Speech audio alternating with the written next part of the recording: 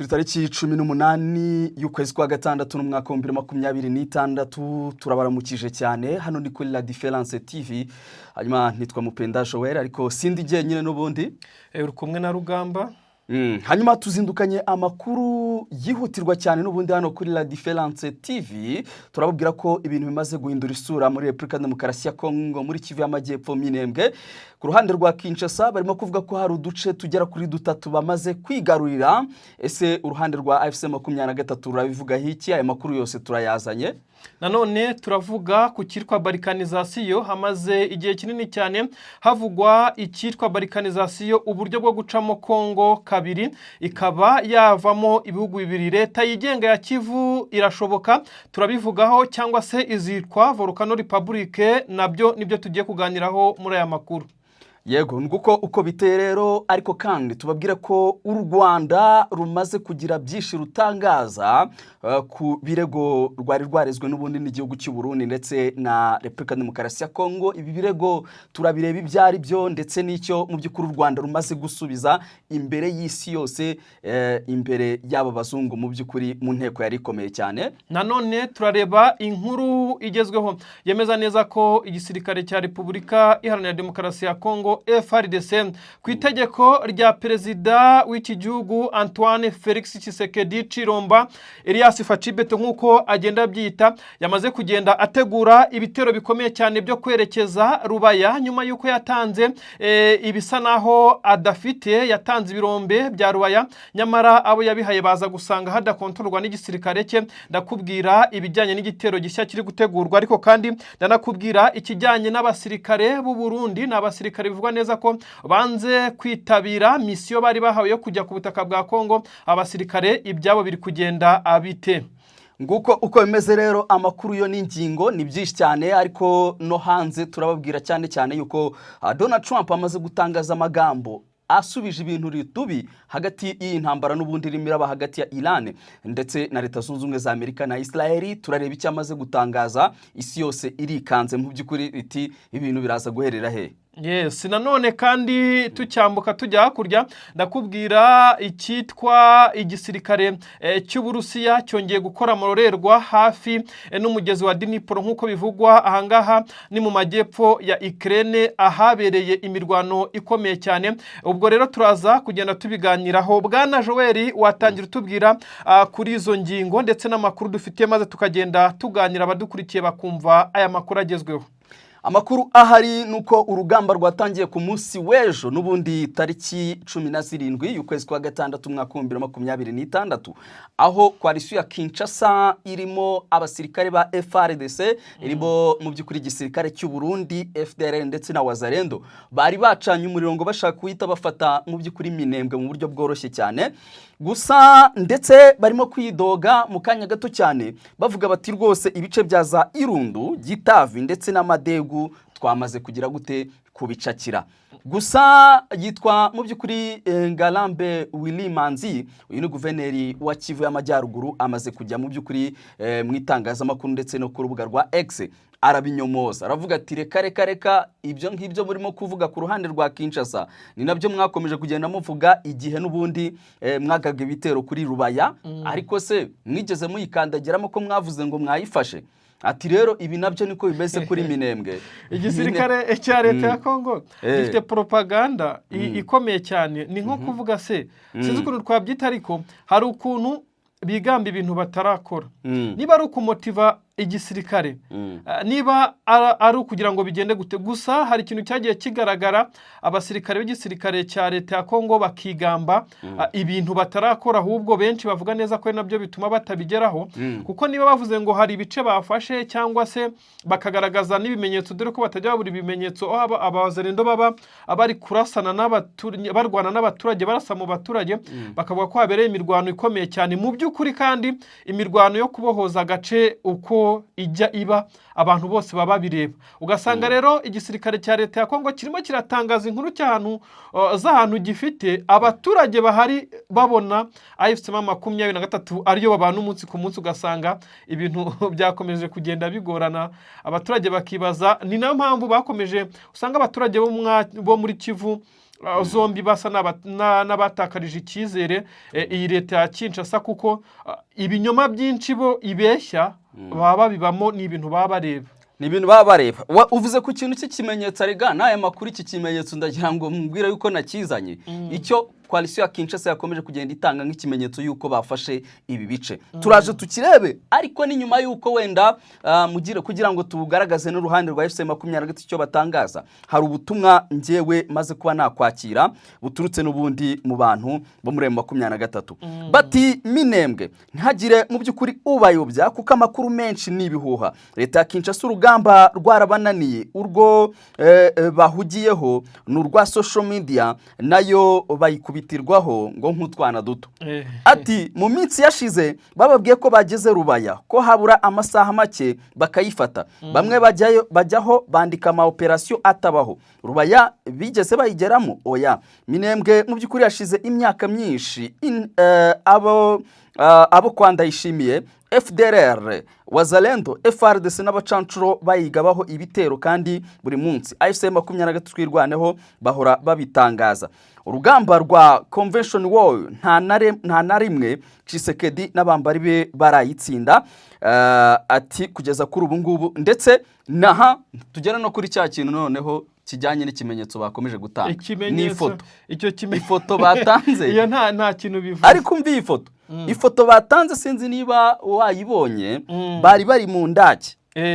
Mu buryo bw'imirwanire rero bwa gisirikare, amakuru twamaze kwakira nuko iyi foto ntabwo ariyo umuntu wafasha ahantu atanga. Ahantu hataba indakirega. Ahubwo mu ndake akenshi ntago wakumvikanisha uko watsinze urugamba, nta kwa advancinga kwaba kwabayeho. Ntago wakwa advancinga uri mu ndake.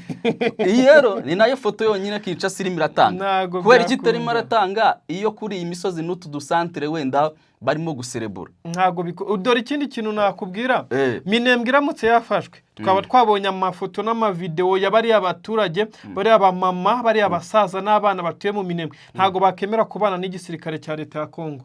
Twaba twabonye amavideo barimo barahunga bagenda, ibintu byari kuba byacitse, ariko bisa nkaho rwose ari za kinamico za leta ya Kinshasa. Ubona ko ibitero gihari ukuri kwabyo kw'amakuru azindutse ubundi. Nuko ibitero babigerageje baciye ku nzira eshatu, ariko navuga ngo nta na hamwe babashe kuba successful ngo binjiremo bagere muri iyi santere muri rusange. Nibyo nuko bimeze kubijyanye n'amakuru yararamutse kubijyanye n'iyi mirwano yahereye ku munsi w'ejo. Ariko nawe n'ubundi ngira ngo wakomeza n'ingingo zitandukanye. Reka mpere ku ngingo ivuga ikitwa balkanization. Ubundi balkanization ni iki muri rusange? Iki kintu cyakomeje kugenda kivugwa, ariko muri iyi minsi nibwo gikomeje kugenda gifata urundi rwego.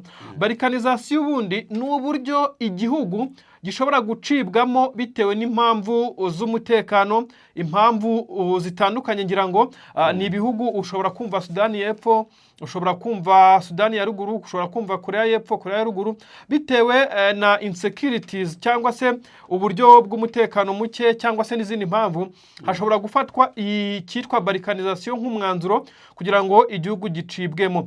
Abenshi bamaze iminsi bavuga ikitwa balkanization ku butaka bwa Kongo, twabyita nko kuza gucamo Kongo kabiri, maze leta ya Kinshasa ikagumana ubutaka bwayo bukagomeza kwitwa DRC. Urumva noneho igice cya RDC kikagomeza kuba leta ya Kinshasa igikontorora, noneho yaba Kivu y'Epfo na Kivu ya ruguru n'ibindi bice 23 ifite ngo bikaza kugenda byitwa Kivu Republic. Hari n'abakomeza kugenda bavuga ikirwa Volcano Republic ko ari cyo 23 yakoresha, ariko bisa nkaho Volcano Republic atariyo yakomeje kugenda ivugwa cyane nka Kivu Republic.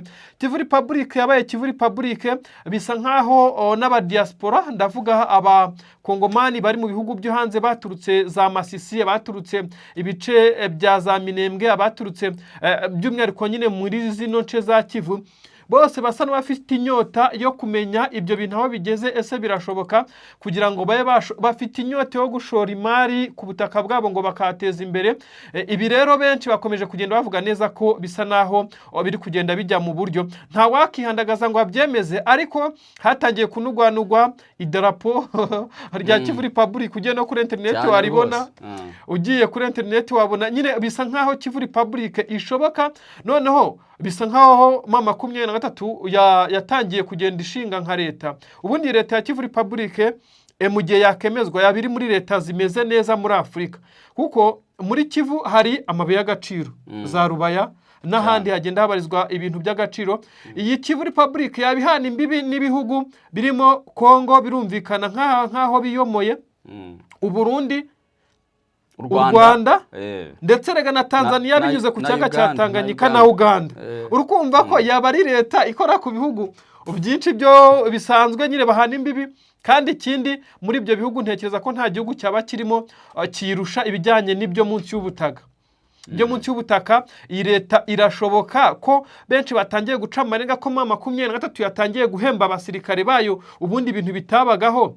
Uku kwezi dutangiye, ku kwezi turimo niko kwezi M23 yashyizeho umushahara bwa mbere ku musirikare wayo. Ubundi bakoreraga ubushake, bakorera kuri filozofi yabo yo gushaka amahoro. Mu gihe amahoro yagarutse, M23 yashyizeho umushahara ku basirikare. Abantu bagomba kwitonda, M23 iri gutera intambwe. Igipolisi cyashyizweho, igipolisi cya M23 kirahari mu bice hose. M23 ni hahantu ushobora gusanga mu mujyi wa Goma habaye nk'inkongi y'umuriro, ibintu biririje, ugasanga igipolisi kizanye za modoka zizimya umuriro. Ubundi leta ya Kinshasa ibyo bikoresho benshi bavuga neza ko ubusanga bigaragara hakeya nk'Kinshasa. Ibintu bigaragaza neza ko iyi leta ya Kivu ishoboka n'ibingibi. Mu gihe mu tundi duce wenda nkongereyeho cyane cyane harimo n'ibihugu, ahubwo urabona Uburundi burashya hakaba uruzi. Uburundi se ntabwo muzi ko inkongi zimaze imisi ziba mu bice bya za Bujumbura, biragorana. Amasoko agashya mu by'ukuri hakabura abazimya, bakaza kuzimya bya gakondo. Ariko mu Burundi isoko rishya, akajugujugu zo mu Rwanda akaba arizo zijya kurizimya. Ibyo bintu rwose nabyo byabaye inkuru. Rero M23 yamaze kugaragaza neza ko iyi leta mu gihe yakemezwa, hagashyira abashinzwe kugena imipaka n'ubusugire bw'ibihugu bakaba bakemeza imipaka, ibintu bishobora kuba byajya mu buryo rwose Kivu Republic ikaba yashinga imizi. Gusa ntituzi ngo ni ryari, ariko bisa nkaho ari ibintu biri gupendinga muri rusange. Yego, ni ibintu biri gupendinga nk'uko wari ubivuze. Ngira ngo twanahera no ku magambo. Ni ibintu bimaze kwemezwa n'abantu benshi bagiye batandukanye kandi bakomeye muri Repubulika ya Demokarasi ya Kongo.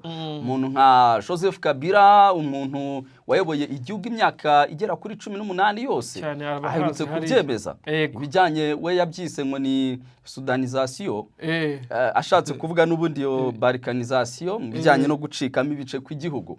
Ukongera ukareba abo bita ba Denis Mukwege baherutse kubyemeza, abo bita mu by'ukuri n'abandi barimo kugenda. Utanagiye kure wenda ku waruvuze kuri icyo cya Kabila, wenda ndaje mvuge gatoya. Hari inkuru ziri kuvuga ko yatangiye, kuko Kabila n'umwe mu bafite imitungo buriya. Afite imitungo ikomeye, hari yagiye ifatirwa, ariko afite imitungo ikomeye cyane. Hari amakuru ari kuvuga ko yatangiye kugenda afasha M23 mu kugura bimwe mu bikoresho, kuko umuntu wayoboye igihugu azi inzira binyuramo, azi aho ashobora kugurira ibikoresho. Ariko ukivuga ku bijyanye n'abantu bagiye bemeza ko iyi leta ishoboka, by'umwihariko Minisitiri w'Ububanyi n'Amahanga w'igihugu cy'Uburusiya yarabyivugiye mu nama bari barimo igamije amahoro.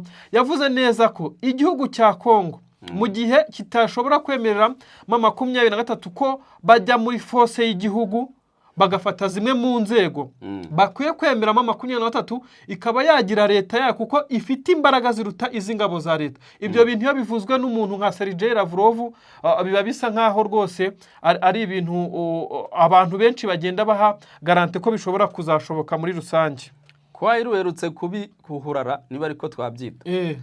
Umujyanama wa Moise Katumbi Chapwe aherutse we kuvuga yuko ndetse n'amadarapo y'iyi leta ari mu icapiro. Birashoboka cyane, ntabwo tuzi niba ari ya darapo tubona ririmo umuhondo n'akantu k'akanyenyeri risirikira ku mbuga nkoranyambaga, ririmo niba ari umukara. ntabwo tuzi niba ryo rizemezwa, ariko benshi baranarengera bakavuga ngo indirimbo z'igihugu ngoma 23 igomba kuba yatangiye kugenda ibyemeza, ikaba ibitegura. None ikintu cyabihuye nanone nk'uko wari ubivuze, ejo bundi uyu muyobozi ukomeye cyane muri UN, uyu muyobozi uheruka igoma Swane akiza akinjira ku kibuga cy'indege cya Goma, bakamuterera muri pasiporo ye kashe ya mama 23. Abantu baravuze ati deal done. Iyi ni leta cyane, ndetse urabona ko aherutse no kuhagaruka ahubwo bwa kabiri.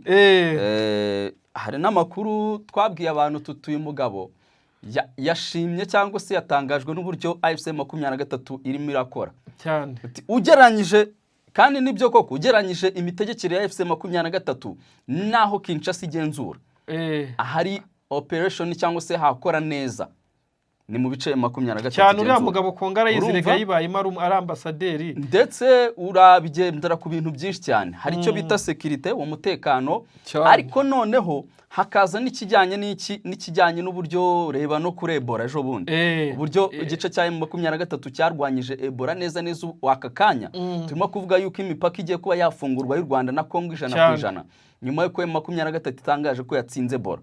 Ariko se mu bice bya leta ya Kongo n'ubu abarwayi baracyava mu matente birukanka bakajya mu baturage, ibintu birakomeye. Kandi hari n'inkuru zivuga ko hari n'abasirikare mu gisirikare cya leta ya Kongo, nubwo bitavuzwe, bavuzweho ko bashobora kuba baragiye bahura n'iki cyorezo. Ntabwo byagiye bivugwa cyane, ariko aya makuru yagiye anugwanugwa ko no mu basirikare ba leta ya Kongo FARDC hari abagaragayeho iki cyorezo. Ikintu mbona kikigoye M23 ni ziriya banke Kinshasa yafungiyemo amafaranga y'abaturage cyane, ariko ibindi byose navuga ngo bameze neza, uretse icyo kintu cyuko amabanke na n'ubu ngubu acyegetseho imiryango, ndetse n'amafaranga y'abaturage akaba yaragize gute, yarafatiriwe.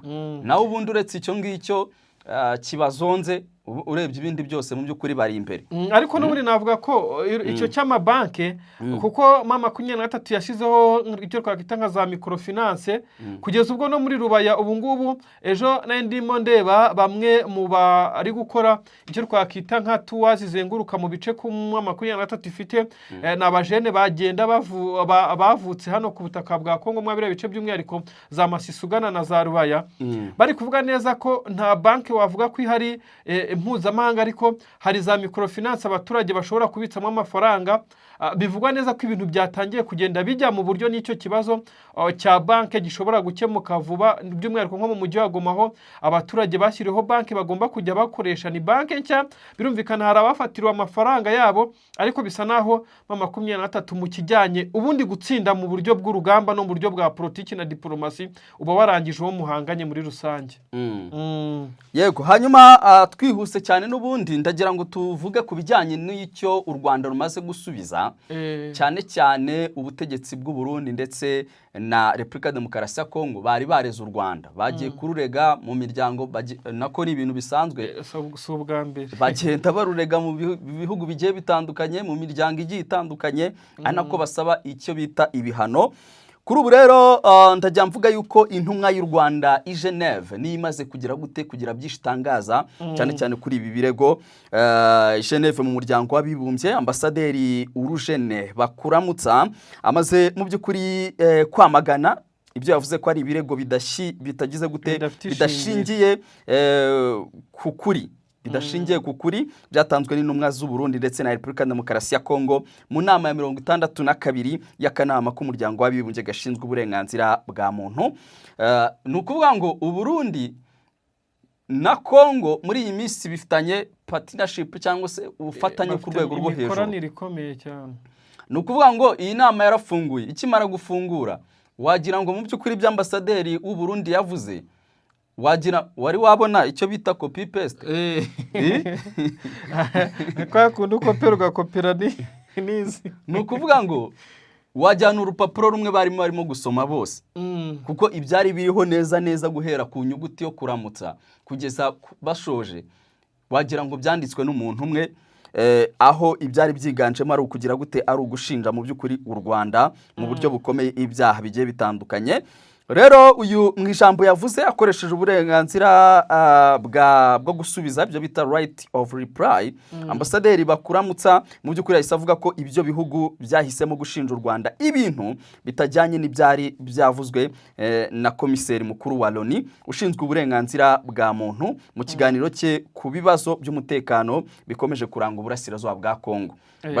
Ati mwebwe mwagiye ibyo bita orusije mwatanye cyane out of topic topic twebwe twari turimo tuganiraho y'uburasirazuba bwa Kongo, ukuntu umutekano w'imbere mu gihugu mwatanye mutangira kuzanamo sijiti y'induka u Rwanda, kandi abantu barimo kuganira ku burasirazuba bwa Kongo umutekano, mwebwe murahindukiye mugabye ibitero cyangwa se mutunze iminwa y'imitutu ku Rwanda. Niko yaje kwita asobanura. Nibyo bintu byamaze kubaho rero, ubona yuko ari cyo kintu cyamaze kumenyekana cyane cyane. Aboneraho gutangaza uko abantu bakomeje kugira kwangiza umutekano wa Kongo. Nta muntu warusha abantu bita Kodeko, nta muntu warusha abantu bita ADF, ariko ntabwo uzumva Repubulika Demokarasi ya Kongo n'ubu Burundi ntigihe bajya bavuga, nta muntu urusha FDLR. FDLR yo ntabwo ariko bayivuga, no partnership wabo ni umufatanyabikorwa wabo, ntabwo bamuvuga.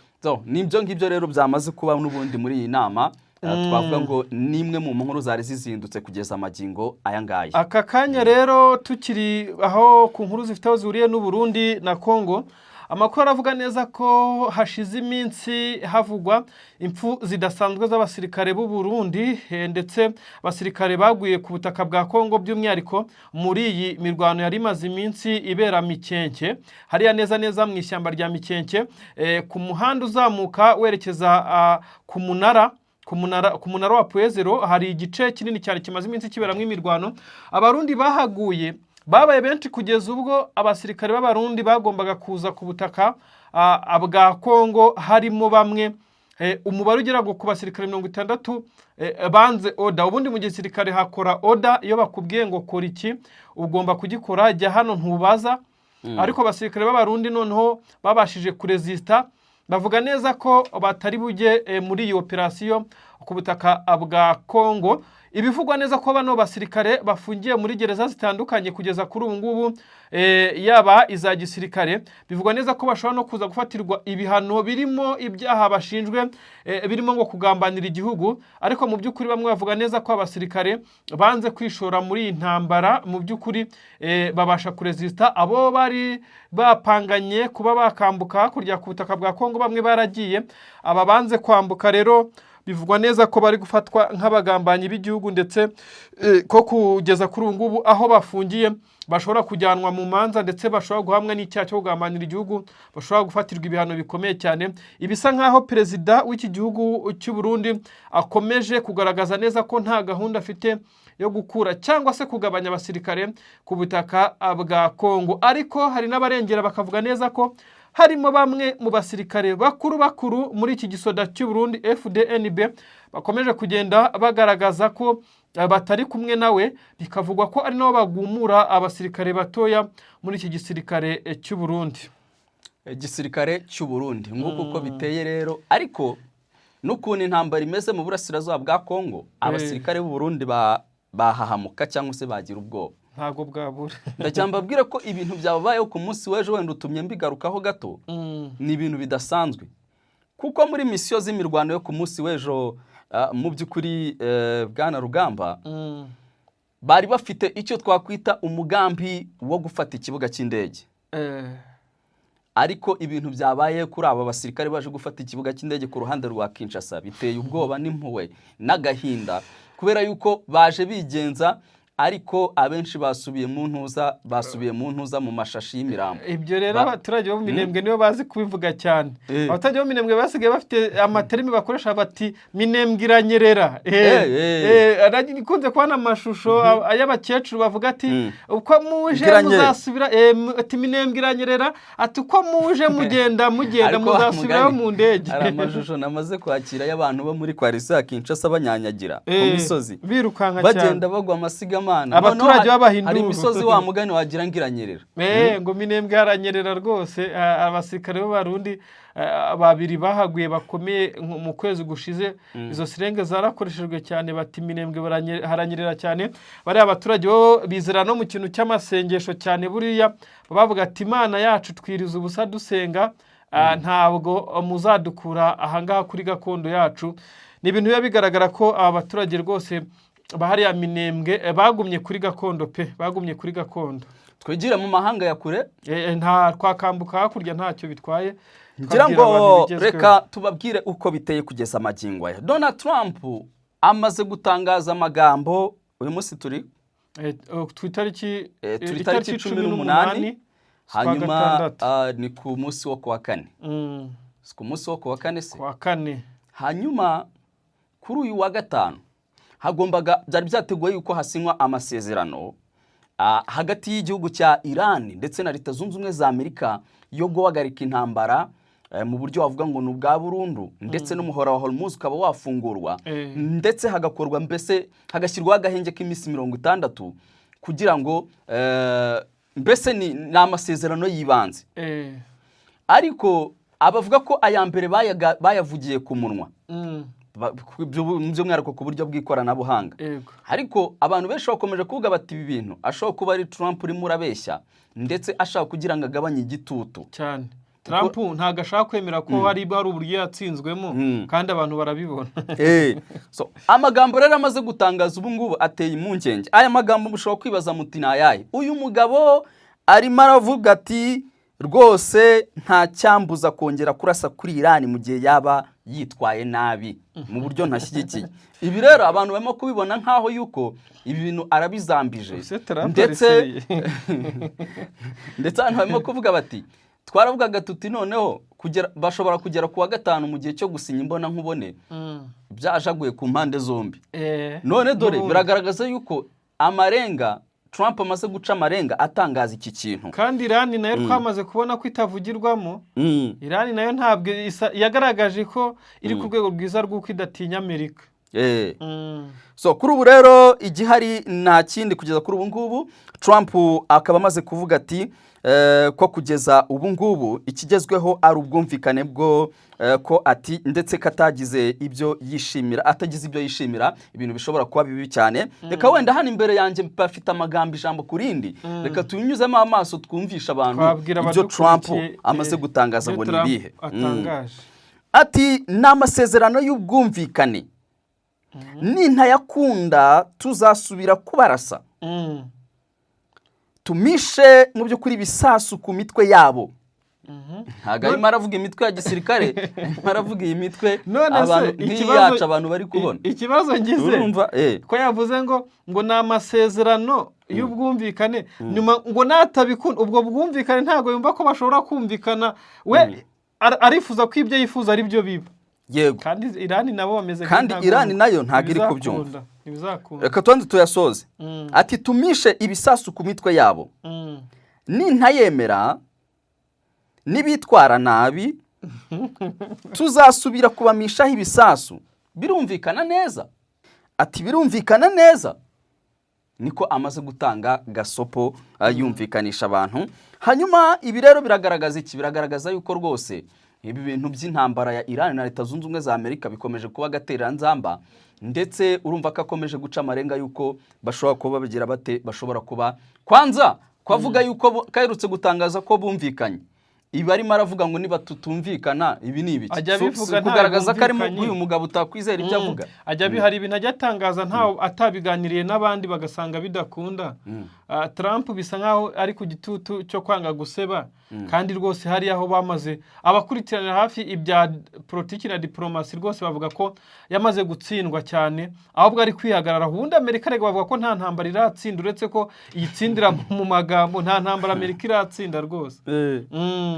ngayo nguko rero ibyo nibyo twari tuvuze ku bijyanye na Leta Zunze Ubumwe za Amerika, ubwo abantu ibikomoka kuri petrole biri bukomeze n'ubundi guhenda kubera uramuhora muzi gikomeje kufunga unyuramo hagati ya 20 na 30 by'ibikomoka kuri petrole isi yose ikenera. Tugana ku musozo w'amakuru yacu rero kambanze mbabwire neza ko igitero gikomeye cyane cy'igisirikare cy'Uburusiya cyongeye kwibasira ibice byo mu majyepfo ya Ukraine hafi n'umugezi wa Dnipro. Uyu mugezi rero wagiye uberaho isibaniro mu mirwano yagiye ihuza igisirikare cya Ukraine n'Uburusiya, kuko ikiraro cyambukiranya uyu mugezi ni hamwe mu hagiye hafatwa nk'ahantu h'ingenzi cyane ubwo Abarusiya barwanaga intambara igitangira, hamwe yari ishyushye cyane. Bagiye bagaragara bafite inyota yo gusenya ikiraro cy'umugezi kugira ngo abasirikare ba Ukraine ibimeze nkaho ari byo kubafasha bishobora kwambuka bize kugenda bitambuka, ndetse hagiye habera imirwano ku buryo Ukraine hashize ingamba navuga neza ko zitari zisanzwe. Hagiye hagaragara imirambo muri uyu mugezi, imirambo myinshi cyane y'ingabo za Ukraine ndetse n'ingabo z'Abarusiya kubera ko hagiye habera imirwano. Kuri ubu rero hafi y'uyu mugezi hongeye kugaragara igitero gikomeye cyane cy'indege z'intambara. Bivugwa neza ko Uburusiya busa naho buri kwinjira muri intambara bundi bushya muri rusange. Ntabwo tuzamenye uko intambara izarangira, abantu benshi ntibakiyitaho kubera ko Iran na Amerika navuga ko ariyo ntambara iri trend cyane, ariko Vladimir Vladimirovich Putin uyu mugabo arimo arakandagira ahonyora atsikamira ku buryo bukomeye cyane mugenzi we Volodymyr Zelensky utegetse igihugu cya Ukraine, kugeza ubwo ari kumubwira neza ko noneho abo yakitangwa ababosi be bamutereranye ko ntagomba kumuhagarika mu bitero byerekeza i Kiev mu murwa mukuru wa Ukraine. Benshi bakibaza bati ibi bizarangira gute? Yego. Ya ndumva rero ari ho twaba dushyireho akadomo ku makuru n'ubundi twari tuzindukanye hano kuri La Difference TV. Reka tunashimire n'abantu bose twari tubanye n'ubundi cyane, abantu mukomeje kugenda mudukurikira muri abigenzi cyane, mukomeze kugenda musangiza abagenzi banyu ibiganiro byacu, naho amakuru yo kuri La Difference TV nakagaruka bwana Joel. Reka tubifurize n'ubundi abadukurikiye umunsi mwiza. Yego.